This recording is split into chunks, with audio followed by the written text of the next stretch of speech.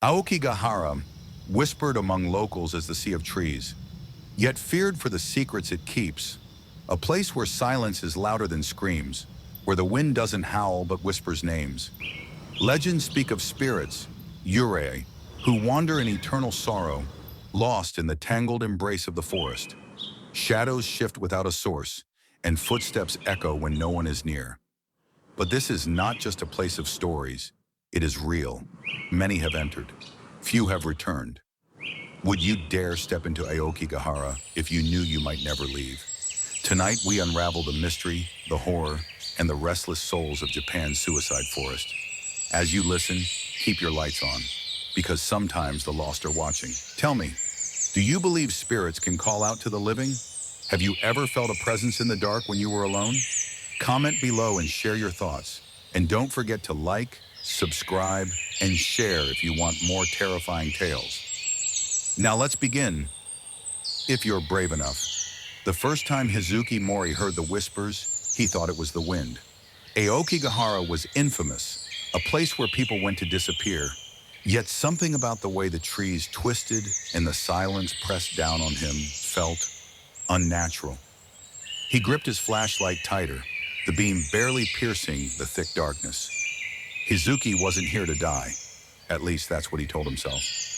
His brother Renji had gone missing 2 weeks ago, and the last trace of him was an abandoned car parked near the forest's edge. Authorities had stopped searching after only a few days. Too many had entered this place, never to be seen again. But Hizuki knew his brother wouldn't just vanish. There had to be something, someone keeping him here. The deeper he walked, the colder the air became, his breath misting in the unnatural chill. His footsteps crunched against the damp leaves, but beneath them he swore he heard others, soft, almost hesitant, mirroring his every move. He stopped. The sound stopped, a rustling to his left. His heart hammered as he swung the flashlight toward the trees. Nothing, just the gnarled roots, snaking over the earth like veins of some ancient, slumbering beast. He let out a shaky breath, forcing himself forward. It's just the wind, just your mind playing tricks. Then came the whisper, not from behind, not from the trees, but inside his own head. Hizuki, he froze, his brother's voice, thin, strained, as if carried from another world. Hizuki, don't follow them. His throat went dry. Renji? Silence. Then, a shadow darted between the trees, a flicker of movement so quick he barely caught it. His pulse thundered in his ears as he aimed the flashlight. The beam landed on a woman? No. Something that looked like a woman. She stood unnaturally still, her white kimono stained at the hem, her black hair hanging over her face in thick, damp strands. Her hands dangled at her sides, fingers curled inward as though once clenched in agony. The air around her was heavy, suffocating, thick with a rancid scent of rot. Hizuki's instincts screamed at him to run, but his body refused to move. Then she lifted her head. What he saw was not human. Her face was a void, hollow sockets where eyes should have been, her mouth stretched into a jagged, gaping maw. And she screamed. The sound tore through the silence, rattling inside his skull, like 1,000 voices shrieking at once. Hizuki stumbled back, his foot catching on a root. The flashlight tumbled from his grip, plunging everything into darkness. Run! The voice came again, urgent, desperate. Hizuki scrambled to his feet, his breath ragged. His hands clawed at the ground for the flashlight. But the moment he touched it, cold fingers wrapped around his wrist. He gasped, jerking back. But the grip was like iron. It yanked him forward, nails digging into his skin. Hizuki thrashed, but the unseen force pulled him deeper into the forest, dragging him over the dirt like he weighed nothing. The whispers grew louder. More voices, more shadows shifting just beyond his vision. Then, the grip loosened. Hizuki tumbled onto his back, gasping for air. His pulse pounded in his ears as he fumbled for the flashlight, flicking it back on. He swung the beam wildly. Nothing. The forest stood silent once more, the trees looming like watchful sentinels. But something had changed. The path he had taken, gone. The trees had shifted, rearranged themselves in an unnatural way. Aokigahara had swallowed him, and somewhere in the distance the whisper returned. You should not have come. Hizuki forced himself up, ignoring the sharp sting of his scraped palms. He turned in circles, searching for any familiar landmark. Nothing. His throat tightened. Then, something new. A rope, hanging from a low-hanging branch, and beneath it, a body. Hizuki's stomach lurched as he staggered forward. The corpse swayed slightly, the head bent at an unnatural angle. The smell of decay hung thick in the air. His pulse roared in his ears as he hesitated, then slowly raised the flashlight. His heart stopped. It was Renji.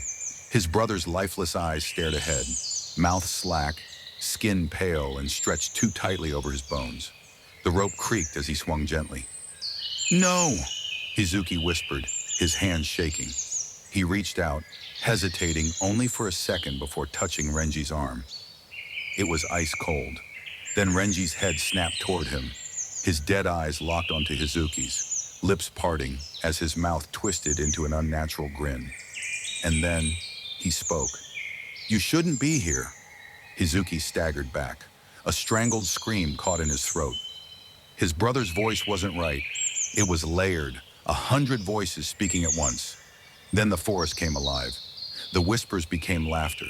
The trees moved. Shadows stretched, writhing like living things. And behind Renji, in the darkness, dozens of eyes blinked open. Hizuki turned and ran. Branches lashed at his face, roots grabbed at his feet, but he didn't stop. He couldn't. The laughter chased him, filling the air, growing louder, closer. Then, silence. He burst into a clearing, gasping, his lungs burning. The air was deathly still. He turned, his pulse hammering. The forest had stopped. The shadows had vanished. But he wasn't alone. At the edge of the clearing stood a figure. Not the woman, not Renji. Something else. A man, his back turned, his body wrapped in tattered robes. The air around him shimmered, distorted, as if the forest itself was bending around him. Hizuki wanted to run, wanted to move, but his body wouldn't obey. The man slowly began to turn, and Hizuki knew that if he saw his face, he would never leave this forest alive. Hizuki's breath caught in his throat, his entire body tensed, paralyzed by an unseen force. The man in tattered robes stood at the edge of the clearing, his head beginning to turn, agonizingly slow, as if savoring the moment before revealing himself. The air thickened. Hizuki's vision blurred at the edges, a dizziness creeping over him. His instincts screamed at him to look away, to run, to do anything but see.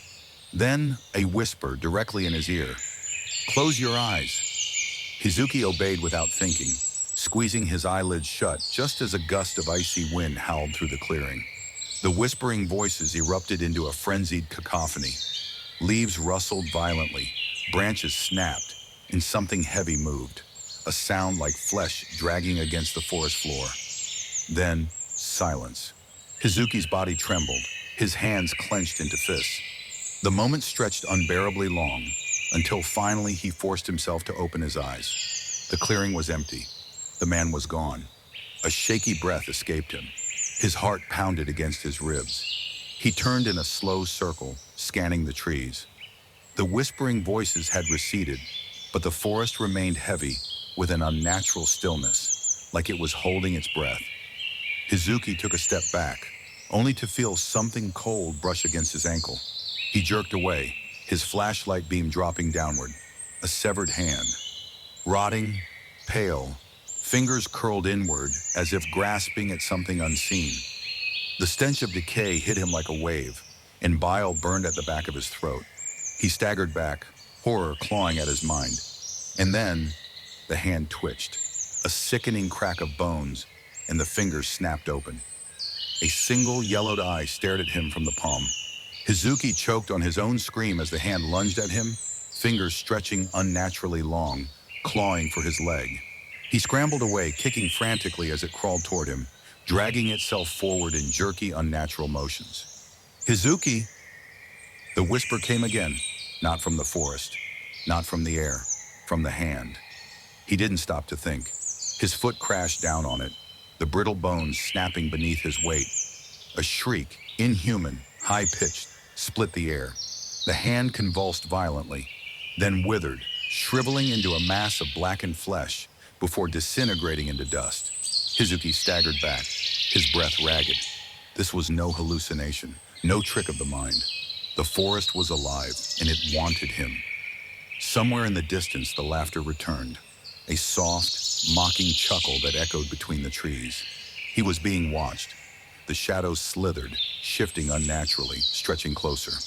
"You should not have come," the voice, his brother's, whispered from all around him. Then a low rustling, not from the trees, from above. Hizuki tilted his head up. Bodies, dozens of them, suspended from the branches like grotesque ornaments. The ropes creaked softly as they swayed in the non-existent wind.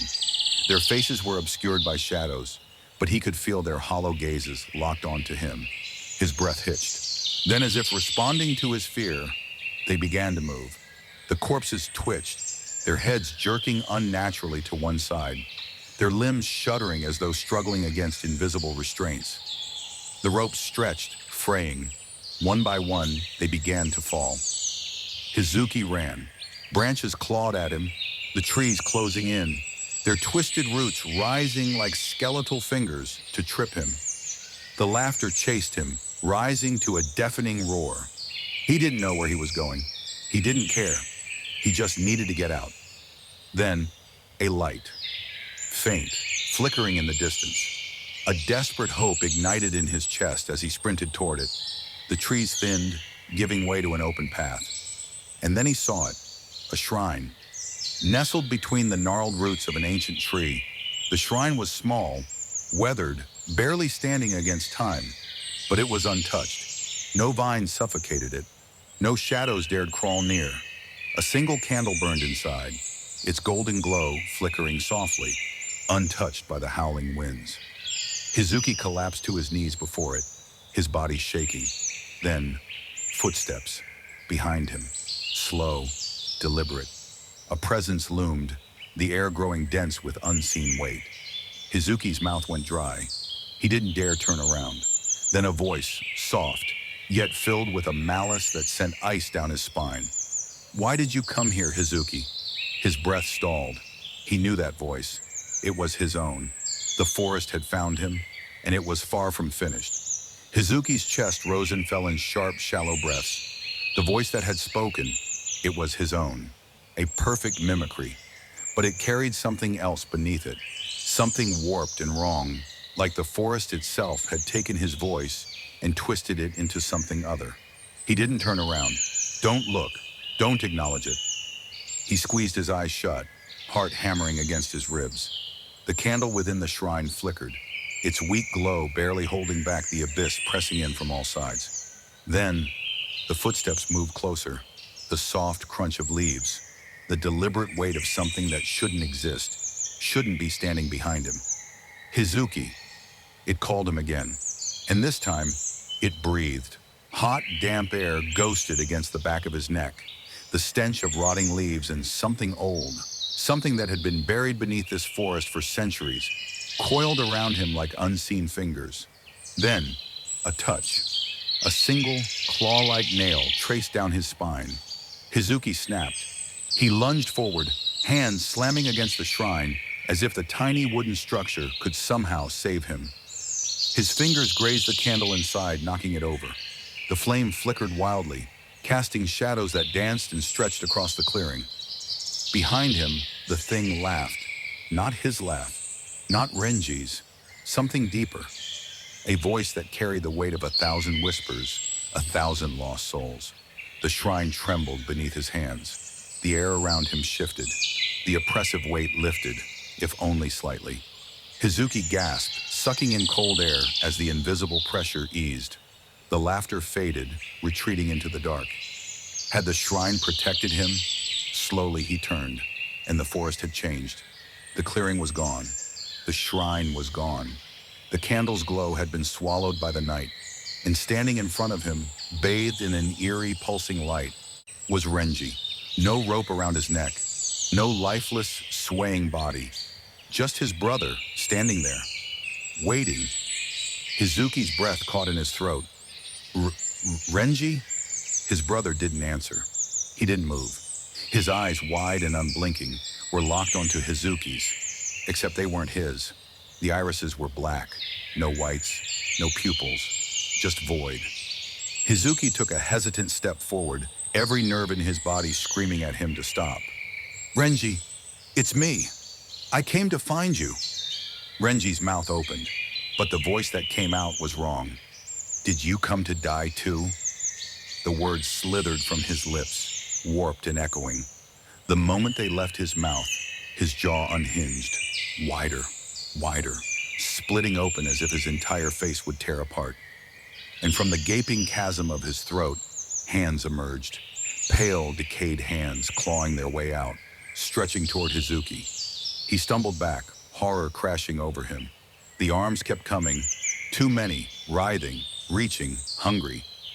Renji's body convulsed, his frame jerking violently as the arms tore their way out of him. His skin sagged, pulling unnaturally, as if the hands inside were wearing him, pushing outward, splitting him apart. And then, Renji collapsed. The arms fell with him, writhing like severed limbs, dissolving into the earth. The forest breathed, the ground trembled, the trees moved. And from the darkness, something else stepped forward. Not Renji, not the thing that had mimicked Hizuki's voice. Something worse, a figure tall and thin, its body draped in funeral robes soaked with something too dark to be water. Its face was a blur, shifting, changing, never settling on a single form. And in its hands it held something, a noose. Hizuki's pulse slammed against his ribs. His mind screamed at him to run, but the figure lifted one bony hand, curling a single finger toward him, calling him forward. "Come." The voice was neither a whisper nor a command. It was simply a statement, a fact, something inevitable. Hizuki's vision blurred at the edges. His limbs felt impossibly heavy. His breath slowed. The trees swayed, bending toward him. The forest was pulling him in. Number.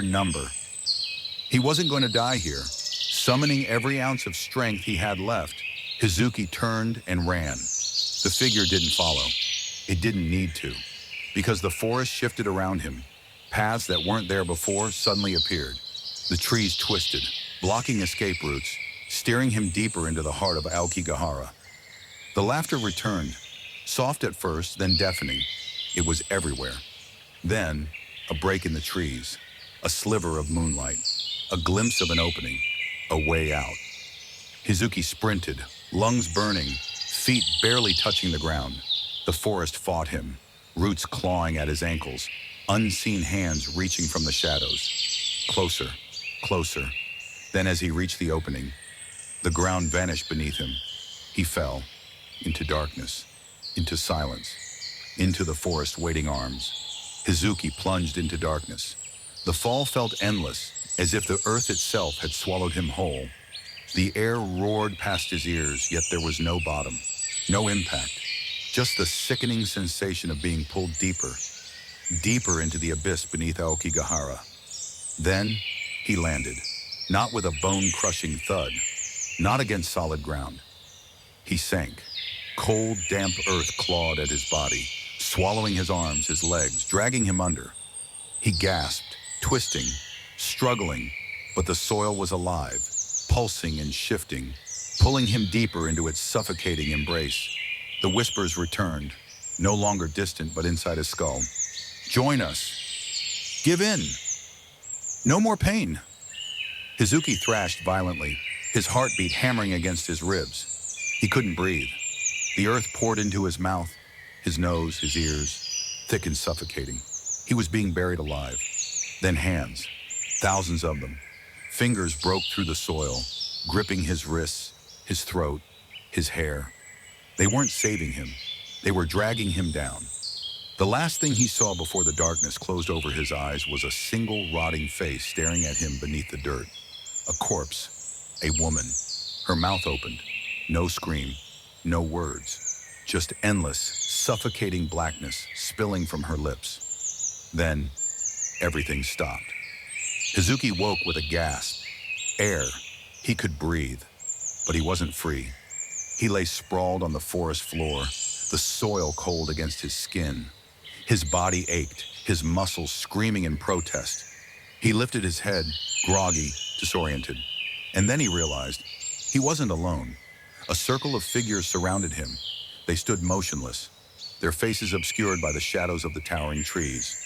Some were barely more than silhouettes, but others were clearer.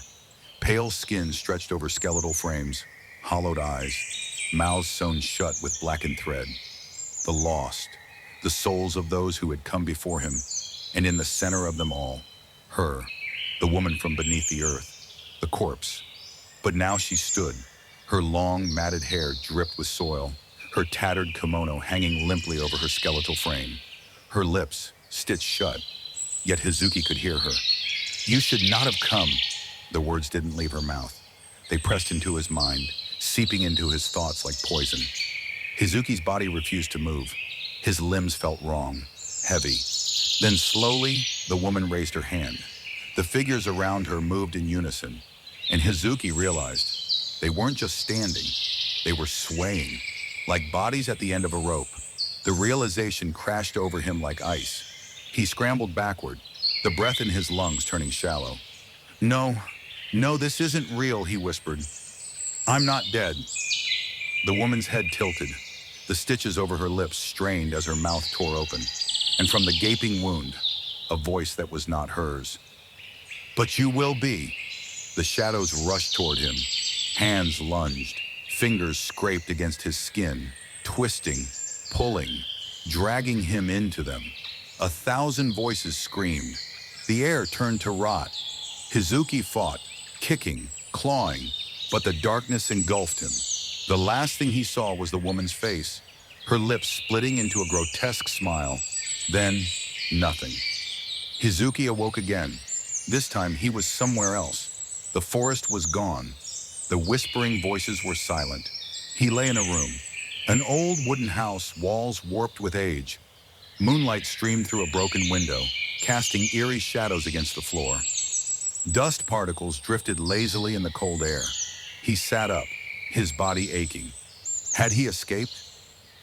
Something was wrong. The house was too quiet, too still. Then, a sound, a rhythmic creaking. Slow, steady, like a rope swaying from a beam. Hizuki turned his head toward the noise, and his blood turned to ice, a body hanging from the rafters. It was him. His own lifeless corpse dangled from the ceiling, head bent at an unnatural angle, eyes wide and empty. The noose bit deep into his flesh, dark bruises blooming across his throat. He stared paralyzed, unable to breathe. Then, the corpse's head snapped up, its dead eyes locked onto his, and it smiled. Hizuki's breath came in ragged gasps, his pulse thundering in his ears. His own corpse hung from the rafters, swaying gently, the noose creaking with every slight motion. But that wasn't the worst part. It was smiling at him, lips stretched too wide, teeth stained black. And then it spoke. "You never left." The voice was his, but hollow, empty, like it was coming from a throat filled with soil. Hizuki scrambled backward, his palms pressing against the wooden floor. His own corpse twitched, its fingers spasming as if trying to reach for him. "Come join me." The words slithered through the air, wrapping around him like unseen tendrils. The noose creaked louder. The floor beneath him shifted. Then, the body dropped. The rope snapped, and the corpse plummeted to the floor with a sickening thud. Hizuki barely had time to react before it moved. It crawled, its limbs twisted unnaturally as it dragged itself toward him, its lifeless eyes locked onto his. Bones cracked, joints popped as it lurched closer, one arm reaching forward, fingers curling around his ankle. Ice shot up his leg. The grip wasn't just cold, it was draining him. Hizuki screamed, kicking wildly, but the fingers only tightened. The corpse climbed over him, pressing its weight against his chest. Its face hovered inches from his own. The lips curled back, revealing something wet, something writhing inside its mouth. "You belong here now." A surge of strength, fueled by pure terror, burst through Hizuki's limbs. He shoved the corpse away, scrambling to his feet. He ran. Through the rotting doorway, Down a narrow, crumbling hallway, the walls groaned. The wood split apart like flesh. A door loomed ahead, barely hanging on its hinges. Hizuki slammed through it. And suddenly he was outside, back in the forest. The house was gone. No ruins, no remains. Just endless trees stretching in every direction. But something was different. The air was wrong. The whispering had stopped. The oppressive presence had lifted. But in its place, a pulse, like a heartbeat, vibrating through the ground. Hizuki turned. Behind him, where the house had been, stood something massive. A tree, gnarled ancient, its roots thick and coiled like the fingers of the dead. Its bark twisted into screaming faces, their mouths open in eternal agony. And at the center of the trunk, a single, rotting noose, swinging, waiting. The realization hit him like ice water. This wasn't just any tree. It was where the forest claimed its victims, Aokigahara's heart. A deep, rumbling sigh echoed through the trees. Not wind, not breath. Something else. Something alive. Hizuki's mind screamed at him to run, but his body wouldn't move. A voice, not human, whispered from the branches. "You were never meant to leave." A shadow peeled itself from the trunk, tall, hollow, faceless. It moved toward him, slow and deliberate, the noose in its grasp dragging along the ground. The whispering returned. The forest wanted him back. Hizuki ran, faster than he ever had before. But the forest had already shifted. The paths twisted. The trees closed in. The noose dragged behind him, its whispers growing louder. "Come back. It's time." The darkness swallowed him whole. Hizuki ran, but the forest ran faster. The trees twisted, their branches reaching like skeletal hands. Roots pulsed beneath his feet, slithering through the soil, shifting his path with every desperate step. The noose's whispers coiled around him like mist, seeping into his ears, his mind. "You never left. You never will." The ground trembled beneath him, and suddenly the earth gave way. Hizuki fell. Again. But this time he didn't plummet into darkness. He crashed through something. A room, a house, the house. But it was different now. It wasn't rotting. The walls weren't warped. The air wasn't thick with decay. It was whole. The floor beneath him was warm, lived in. And then he heard it. Laughter, not twisted, not haunting, familiar. He turned, breath caught in his throat. And there, Renji, alive, smiling, sitting on the floor, cross-legged, flipping through an old photo album. Like nothing had ever happened. Hizuki couldn't breathe. "Renji!" His brother looked up, his eyes warm. "Normal." "Hey," Renji said, tilting his head. "You okay? You look like you've seen a ghost." Hizuki staggered forward, heart pounding. This wasn't possible. Renji was dead. He had seen his body hanging in the forest. He had felt the horror coil around him like a second skin. But here, everything was normal. Too normal. His eyes darted around the room, the furniture, the photos on the walls, the faint scent of miso soup wafting from somewhere unseen. This was their house, their childhood home. Not the forest, not Aokigahara. His mind reeled. Was it a dream? A trick? Renji's voice cut through his spiraling thoughts. "You spaced out again. You always do that when you're tired." Hizuki swallowed hard. His mouth was dry. "Renji?" His brother smiled. "What?" Hizuki didn't answer. Because something was wrong. Renji looked the same. He spoke the same. But his movements, too smooth, too controlled, like he was practicing being human. Hizuki's skin crawled. He took a slow step back, his heartbeat hammering against his ribs. Renji's smile didn't falter, but his eyes darkened. "I don't understand," Hizuki whispered. You're dead." Renji tilted his head again, too far. The bones in his neck creaked. "Dead?" The word was flat, emotionless. Then, his mouth split open, wider than it should, too wide. And inside, past the rows of perfect teeth, there was nothing, just endless, swallowing black. The photo album slid from Renji's hands, hitting the floor with a soft thud. The pages flipped on their own, and every single photo changed. Hizuki's breath caught, because the pictures weren't of their childhood anymore.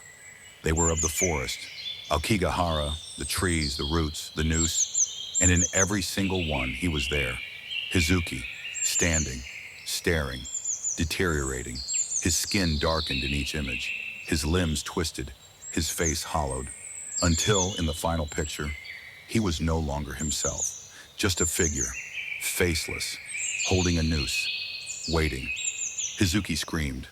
The house shattered, the walls cracked, the ceiling peeled away, revealing nothing but the endless forest above. And Renji, or the thing that wore his face, lunged. Hizuki didn't think. He ran, through the collapsing doorway, into the abyss, into the trees, back where the forest wanted him, back where he belonged. Hizuki's lungs burned as he ran, his vision blurring with every desperate step. The forest twisted around him, shifting, warping. The trees moved when he wasn't looking, their branches curling like fingers, their trunks whispering his name. Behind him, Renji followed. But it wasn't Renji. Not anymore. It didn't run. It glided, its bare feet barely touching the forest floor. The thing that had once been his brother tilted its head unnaturally, its hollow mouth twitching into a grin that stretched too wide. "You can't run, Hizuki." The voice didn't come from its mouth. It came from everywhere. The trees, the ground, the very air around him. "You've been here before." The shadows stretched. The sky above had long disappeared, swallowed by thick, writhing branches that pulsed like veins. The deeper Hizuki ran, the less real the world became. He knew what was happening. The forest was closing in. Aokigahara didn't need ropes to strangle its victims. It just needed them to forget. Hizuki tripped. His body slammed against the ground, dirt filling his mouth. He gagged, clawing at the earth, trying to push himself up. But hands erupted from the soil. Dozens. Pale, skeletal fingers wrapped around his arms, his legs, his throat. They pulled. Not down. Not into the earth. Into them. Hizuki's scream barely left his lips before his face was dragged into the dirt. His vision turned black. And then, he was somewhere else. A room. Not the house. Not the forest. Somewhere in between. The walls melted like candle wax, shifting between familiar places.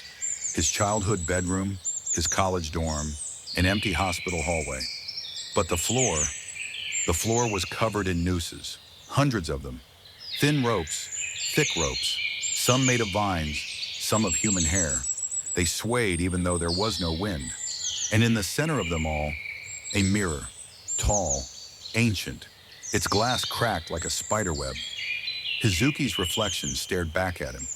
Except, it wasn't him. The reflection tilted its head at the same time he did. Its breathing matched his, but its eyes were gone. Two empty sockets, a deep black abyss, swirling like a storm. Hizuki's pulse pounded in his ears. He wanted to look away, but he couldn't. Something inside the mirror moved. A figure. It was him, but not. A shadow of himself, staring, waiting. Hizuki stepped back.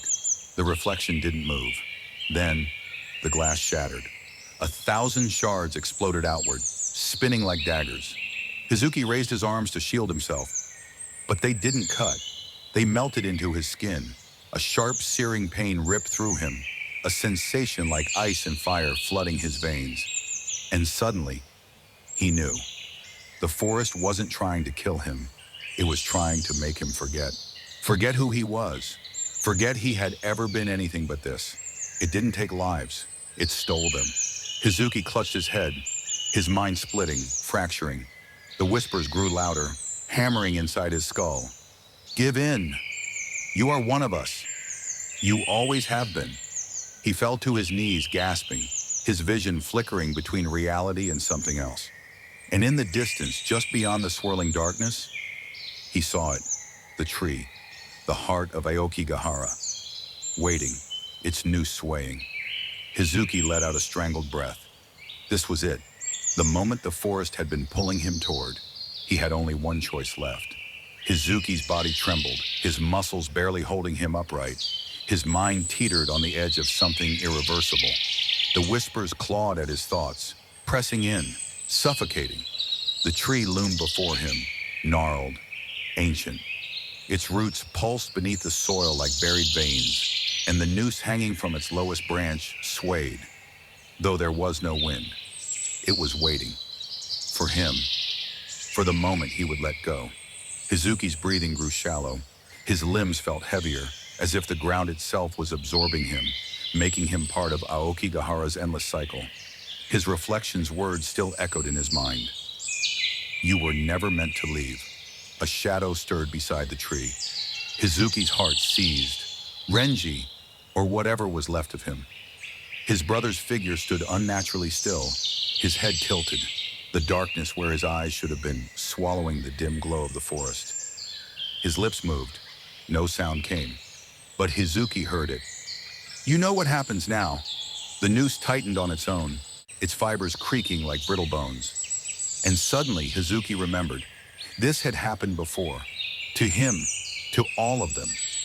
Every soul that entered Aokigahara came here, to this tree, to this moment, and every single one of them had made the same choice, to give in, to let the forest take them. Aokigahara didn't simply claim lives, it consumed them, it wove them into itself. That's why the trees whispered, why the roots pulsed, why the air was heavy with something unseen.